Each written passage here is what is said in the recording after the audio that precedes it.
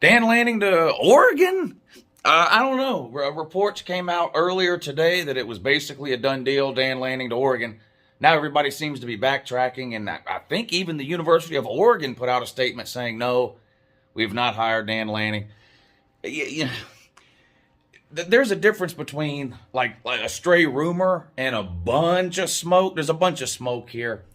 I don't know whether he has been hired, is going to be hired, will never be hired by Oregon. I don't know. My guess is with this much chatter around about it that there probably is something to it. And you know what it could be?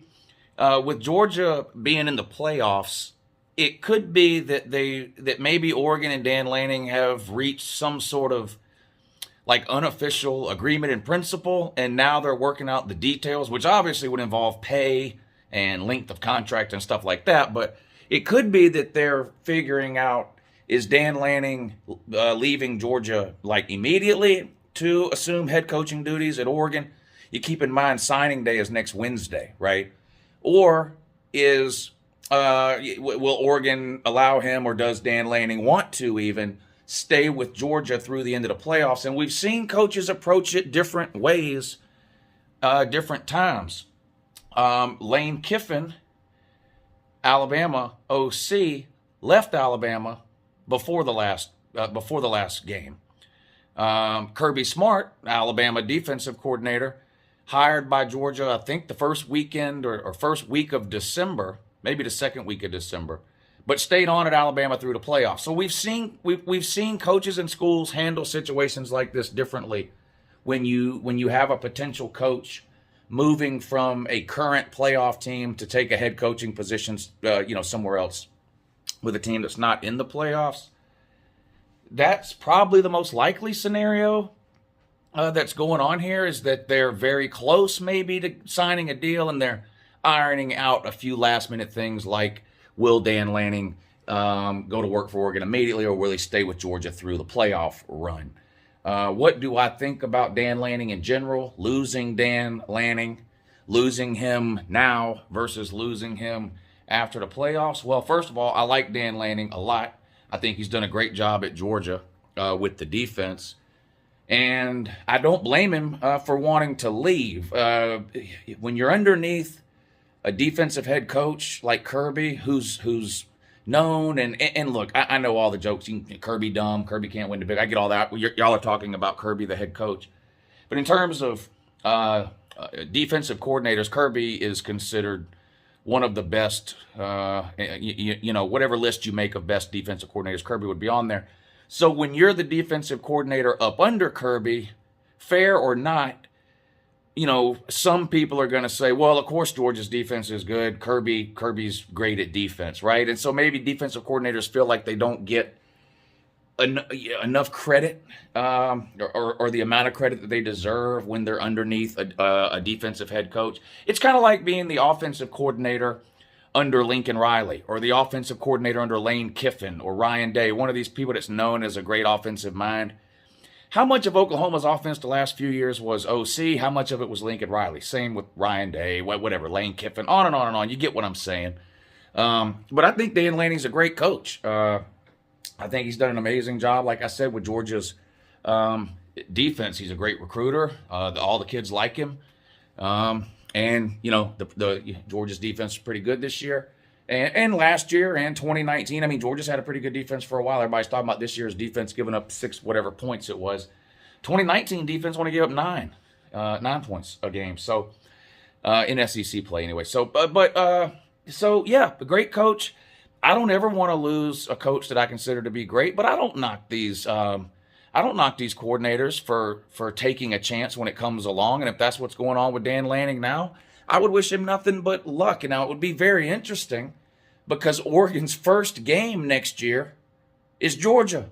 Oregon and Georgia play week 1 next year in a neutral site game. So you could see Kirby versus Dan Lanning next year in week 1 if he does take the job. At Oregon. And it's a credit to the program that you're building when you're constantly having other schools come after your coordinators and your position coaches and assistant coaches, right?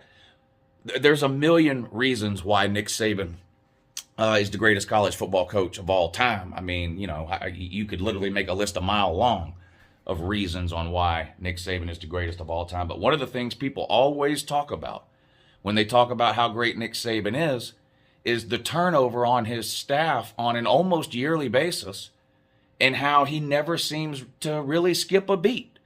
And it is hard when you have turnover on a staff like that. You bring a new coordinator in, whether it's defensive or offensive, that's a new personality. A lot of times that's new terminology. It can be new schemes. There's a lot to relearn. If you're a second or third or going into your fourth year at a school and you've had the same coordinator for all 2-3 years, whatever it is, whether that's offensive or defensive, and a new one comes in, there's a lot of stuff you've got to relearn, basically, right? So it's not easy, and Nick Saban has done an amazing job. It just keeps chugging along. Clemson has sort of been the opposite of that. Dabo has been able to hang on to his coordinators for what seems like forever. Brent Venables, Tony Elliott, on and on and on. Now this year he's losing them. He's losing. It looks like he's going to lose both his coordinators. He's already lost Venables, like he's going to lose Elliott too, losing the athletic director too.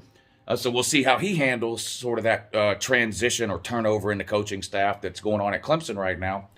And this isn't the first time Kirby has lost his defensive coordinator at UGA. I mean, Mel Tucker was Georgia's defensive coordinator in 2017, the last time Georgia made the playoffs, right? And he's now one of the highest paid head coaches in America. In fact, he makes more than Kirby Smart.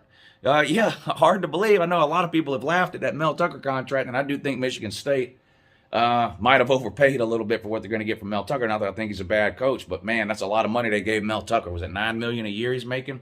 Kirby, I think, makes about 6.5 or 7, $7 million a year. That's likely to change this offseason.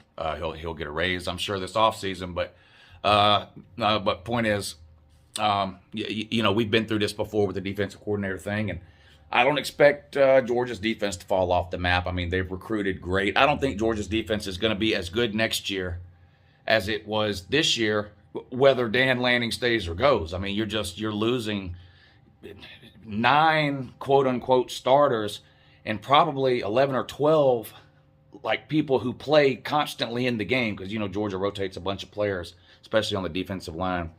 And then you got the different secondary packages, whether you're going with 4 DBs, 5 DBs, 6 DBs, whatever it is. So you got a lot of players to play on Georgia's defense. You're going to lose a bunch of them. So I don't expect Georgia's defense to be as good next year as it is this year, whether Lanning stays or not. But I don't know. This video may be a complete waste of time. We may get up tomorrow and Oregon's hired somebody else. I don't know, but a lot going on, a lot of chatter everywhere. I've gotten a bunch of messages in the last hour about Lanning to Oregon, so figured I'd get on here real quick, give you my thoughts on it. I think there's probably something to it because, like I said, there's a difference between like some random Twitter account posting a stray rumor. I mean, you've got some big-time college football plugged-in media people talking about Dan Lanning to Oregon right now. Doesn't mean they're right. It doesn't mean they're right. But there's a difference between that and some random idiot like me just espousing a rumor on the internet. So I tend to believe there probably is some truth to what's going on. Whether he's been hired or not, I don't know. But it's probably likely that there's some serious talk and communication at the very least going on between the two of them. And like I said, if you want my 2 cents or my guess of what's going on, it's probably negotiating over whether he stays at Georgia through the playoffs or whether he takes over at Oregon immediately. Anyway, have a great day.